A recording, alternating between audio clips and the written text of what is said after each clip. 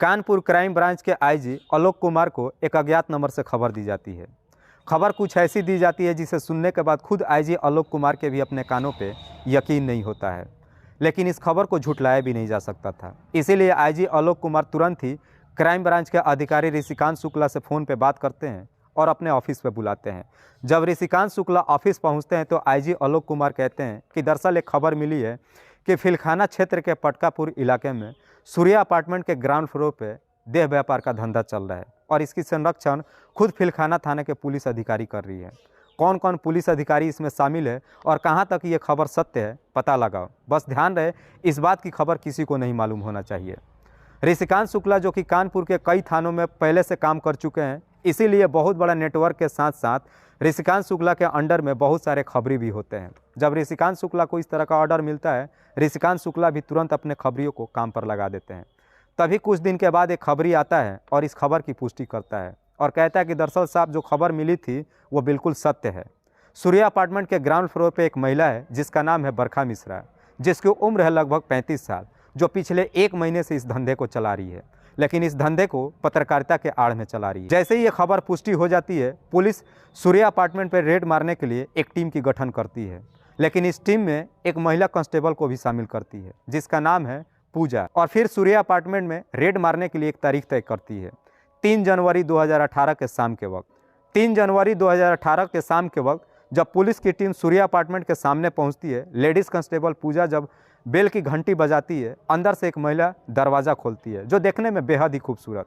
महिला पूछती है कि जी हाँ बोलिए, किससे मिलना है आपको। इस पर लेडीज़ पूजा कांस्टेबल कहती है कि क्या आपका नाम बरखा मिश्रा है। तो महिला जवाब देती है जी हाँ मेरा ही नाम बरखा मिश्रा है। तो लेडीज़ पूजा कांस्टेबल कहती है कि दरअसल हमें खबर मिली है कि आपके फ्लैट में देह व्यापार का धंधा चल रहा है। जैसे इस तरह की बातें पूजा कहती है तो महिला जवाब देती है कि दरअसल आपको कोई गलतफहमी हो गई है। जिस बरखा मिश्रा से आपको मिलना है दरअसल वो मैं नहीं हूँ, बल्कि मैं एक पत्रकार हूँ। जब आप लोग अंदर आए हैं तो शायद आप लोगों ने बोर्ड नहीं देखा है, बाहर में बोर्ड लगा हुआ है। मैं पत्रकार ही नहीं बल्कि साथ ही साथ एक समाज सेविका भी हूँ, मैं लोगों की सेवा भी करती हूँ। लेकिन महिला की बातें एक भी पुलिस नहीं सुनती है और ज़बरदस्ती फ्लैट के अंदर घुसती है। पुलिस जब फ्लैट के अंदर घुसती है तो फ्लैट के अंदर का नज़ारा कुछ और ही था। दरअसल फ्लैट के अंदर 3 लड़के और 3 लड़कियाँ सब एक दूसरे के साथ काफ़ी आपत्तिजनक स्थिति में मिलते हैं और एक लड़का बैठ करके पैसे की गिनती कर रहा था। जब लड़के और लड़की पुलिस वालों को देखते हैं वहाँ से भागने की कोशिश करते हैं, लेकिन पुलिस किसी भी तरीके से सबको धर दबोचती है और साथ ही साथ बरखा मिश्रा को भी अपने कस्टडी में लेकर के पुलिस थाने पहुँच जाती है। और फिर पुलिस बरखा से पूछताछ करना शुरू करती है। बरखा जब इसकी पूरी कहानी बताती है तो वाकई में दोस्तों हैरान कर देने वाली है, परेशान कर देने वाली है। नमस्कार, आदाब, मैं हसमुद्दीन और आप देख रहे हैं सफ़र क्राइम तक।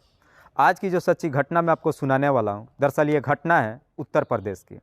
उत्तर प्रदेश का एक शहर पड़ता है कानपुर और इसी कानपुर के रहने वाली बरखा को जब पुलिस अपने कस्टडी में लेती है, बरखा अपनी कहानी बताती है। बरखा बताती है कि दरअसल बरखा एक बेहद ही मध्यम परिवार की है। बरखा जब अपने कॉलेज में पढ़ाई करती है, बहुत सारे दोस्त बनाती है और अपने दोस्तों के साथ इधर उधर घूमना शुरू करती है।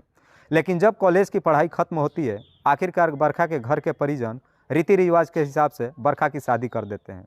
बरखा जब शादी करके अपने ससुराल जाती है, अपने पति के साथ में जीवन व्यतीत करना शुरू करती है। लेकिन बरखा का पति वैसा नहीं था जैसे बरखा अपने जीवन साथी को तलाश कर रही थी। दरअसल बरखा का पति एक दुकानदार था, कुछ ज़्यादा आमदनी भी नहीं करता था और बरखा अपने घर में चूल्हा चौकी करने का बिल्कुल शौकीन नहीं रखती थी, बल्कि बरखा को शुरू से ही इधर उधर घूमने का काफ़ी शौक था। इसीलिए बरखा अपने पति से तमाम अपनी ख्वाहिशों को पूरी करने के लिए कहती है। उसका पति उसका तमाम ख्वाहिशें पूरी करने की कोशिश करता है, लेकिन उसकी आमदनी इतनी नहीं होती है कि अपनी पत्नी बरखा की तमाम ख्वाहिशों को पूरी कर सके। इसी बात से लेकर के बरखा और उसके पति में लड़ाई झगड़े होते हैं। आखिरकार बरखा को भी लगता है कि जैसे मुझे अपनी ज़िंदगी जीना है, मुझे उस तरह की ज़िंदगी मेरे पति के साथ नहीं मिल सकती है। इसीलिए बरखा एक दिन अपने पति के साथ में लड़ाई झगड़े करती है और लड़ाई झगड़े करके वहाँ से घर छोड़ देती है और फिर वहाँ से कैलाशपुरी में जा कर के एक किराए का कमरा लेती है और अकेले रहना शुरू करती है। चूँकि बरखा पढ़ी लिखी थी, चेहरे से भी काफ़ी खूबसूरत थी, बरखा को भी लगता है कि मैं आराम से कहीं नौकरी ले लूँगी और बेहतर तरीके से अपनी ज़िंदगी व्यतीत करूँगी। किराए का कमरा लेने के बाद बरखा इधर उधर तमाम जगहों पे नौकरी की तलाशी करनी शुरू करती है। लेकिन बरखा जहाँ भी नौकरी के लिए जाती है, कहीं भी नौकरी नहीं मिलता है। जैसे बरखा ने सोचा था कि आसानी से नौकरी मिल जाएगी, आसानी से नौकरी बरखा को नहीं मिलती है। जहाँ भी इंटरव्यू देने के लिए बरखा जाती है, बरखा को एक चीज़ तो समझ में आ जाता है कि लोग मुझे नौकरी देने की कम चाहत कर रहे हैं, बल्कि बरखा के जिस्म की चाहत ज़्यादा रखते हैं। जब बरखा को लगता है कि अगर मुझे अपने शरीर को ही बेचना है तो फिर मुझे नौकरी क्यों करना है, इसीलिए बरखा नौकरी की तलाशी करनी छोड़ देती है और फिर अपने जिस्म को बेचना शुरू करती है। शुरुआती में ही लोगों से बातचीत करना शुरू करती है। बरखा जो कि खूबसूरत तो थी ही, चुलबुल भी थी, लोगों से बातचीत करके बहुत जल्दी अपने झांसे में ले लेती है। लोग भी जब झांसे में आ जाते हैं, अपने शरीर को बेचना शुरू करती है और धीरे धीरे पैसा कमाना शुरू करती है। बरखा को भी कम समय में अच्छा खासा आमदनी हो जाता है, लेकिन बरखा को जब आमदनी शुरू होता है, बरखा अपना नेटवर्क बढ़ाना शुरू करती है और फिर इस नेटवर्क में दूसरे दूसरे लड़कियों को भी फंसाती है और फिर इस काम को करना शुरू कर देती है। धीरे धीरे यूं ही समय गुजर रहा था कि अब बरखा एक बहुत बड़ा नेटवर्क बनाती है। दरअसल इस नेटवर्क में लड़कियों को शामिल करने के लिए कॉलेज के लड़कियों को टारगेट करती है। उन लड़कियों को टारगेट करती है जो लड़कियां मध्यम परिवार से कॉलेज में पढ़ाई करती है और अपने शौक़ को पूरी नहीं कर पाती है। उन लड़कियों से जा कर के बरखा मुलाकात करती है, बातचीत करती है, अपने घर पे बुलाती है और उनसे कहती है कि दरअसल मैं समाज सेवी हूँ। समाज सेवी के नाम पर बुलाती है, उनके ऊपर ढेर सारे पहले पैसे उठाती है और जब लड़कियाँ बरखा के अंडर में आ जाती है, धीरे धीरे बरखा उनको रास्ता दिखाती है और कहती है कि अगर तुम्हें अपने मर्जी के हिसाब से, अपने शौक़ के हिसाब से ज़िंदगी जीना है तो इस काम को ज्वाइन कर लो। आखिरकार लड़कियाँ भी बरखा के बातों में आ जाती है और फिर बरखा के नेटवर्क में शामिल हो जाती है। धीरे धीरे बरखा अपने नेटवर्क को इतना बढ़ा देती है कि आखिरकार अब ये कानपुर से, उत्तर प्रदेश से निकल करके मुंबई जैसे शहर, कोलकाता जैसे शहर और दिल्ली जैसे शहरों में भी अपने नेटवर्क को फैला देती है और फिर इस काम को अंजाम देने के लिए नेटवर्किंग का सहारा लेती है। नेटवर्किंग के जरिए लड़कियों का फ़ोटो नेटवर्क पे अपलोड करती है, साथ ही साथ उनका मोबाइल नंबर भी अपलोड करती है और उसी मोबाइल नंबर से कस्टमर फ़ोन करते हैं और इन लड़कियों का बरखा के माध्यम से कांटेक्ट कराया जाता है। लेकिन बरखा जब इस काम को अंजाम देना शुरू करती है, इस धंधे को जब शुरुआत करती है, कहीं भी अस्थिर नहीं होती है। 1 महीना काम करती है और वहाँ से सब जगह खाली करके कहीं दूसरे जगह शिफ्ट हो जाती है। पिछले कई सालों से इस काम को चला रही थी कि एक बार इसी नवंबर 2017 में बरखा एक फ्लैट किराए पर लेती है इसी सूर्या अपार्टमेंट में। दरअसल ये फ्लैट किसी वकील का था और बरखा ये फ्लैट समाज सेवी के नाम पर लेती है। कहती है कि दरअसल मैं समाज सेवी हूँ और मैं एक संस्था से भी जुड़ी हूँ। बरखा फ्लैट किराए पर लेती है और फिर अपना नेटवर्क यहीं पे शुरू कर देती है। एक दिन एक पत्रकार जब बरखा के घर पे पहुंचता है तो पत्रकार बरखा से कहता है कि अगर तुम्हें अपने ये नेटवर्क बेहतर तरीके से चलाना है तो मेरा एक सुझाव है जिसे तुम मान लो। पत्रकार कहता है कि क्यों ना तुम एक पत्रकारिता की आईडी बनवा लो। जब आईडी बनवा लोगी, बोर्ड जब लगवा दोगी तो आखिरकार तुमसे लोग भी डरेंगे और पुलिस प्रशासन भी डरेगी।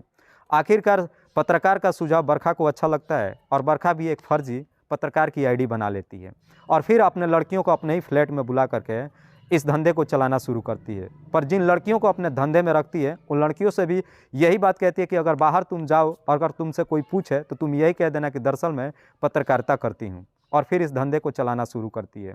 लेकिन इस सूर्या अपार्टमेंट में पिछले 1 महीने से ये धंधा चला रही थी कि अचानक एक व्यक्ति इस बात की खबर आईजी आलोक कुमार को दे देता है और फिर इस केस का खुलासा हो जाता है। वाकई में दोस्तों, जब ये पूरी कहानी बरखा पुलिस वालों को बताती है, पुलिस जब उसके साथ में उन तीनों लड़कियों को अपने कस्टडी में लेकर आती है, उनसे जब पूछताछ करती है तो उसमें एक लड़की 19 साल की मात्र होती है जिसका नाम है विनीता, जो कॉलेज के स्टूडेंट है। विनीता से भी जब पुलिस पूछताछ करती है तो विनीता कहती है कि दरअसल मैं एक बहुत ही मध्यम परिवार की हूँ। विनीता भी जब अपनी पूरी कहानी बताती है तब पुलिस वालों को समझ में आता है कि आखिरकार बरखा लड़कियों को कैसे टारगेट करती है। आखिरकार बरखा के ही तहरीर पर पुलिस बरखा के साथ साथ उन तमाम लड़कियों को अपने कस्टडी में लेती है, इन सब पे गंभीर धाराओं में मुकदमा दर्ज करती है और जेल भेज देती है। दोस्तों, इस कहानी को सुनाने का उद्देश्य मुझे किसी को परेशान नहीं करना है, किसी को तकलीफ नहीं पहुंचाना है। बस आपको बताना है आप जहां भी रहें सुरक्षित रहें और अपनों का ख्याल रखें। तब तक के लिए जय हिंद, जय भारत।